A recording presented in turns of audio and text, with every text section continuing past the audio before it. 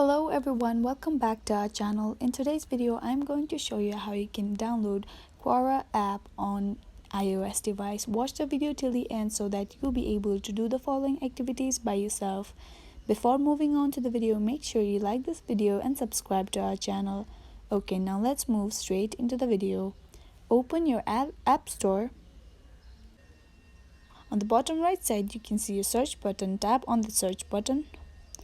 Now tap on the search bar and tap for Quora.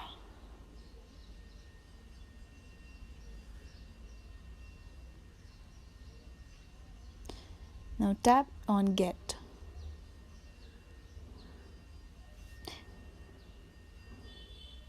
Enter your fingerprint, then it'll start getting downloaded. After it is done, tap on Open.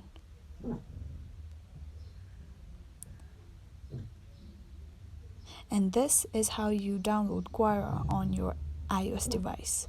Thank you so much for watching till the end. If this video was helpful for you, do like, share, leave a comment down below, subscribe to our channel and hit the bell icon so that you'll get notified when we post new videos.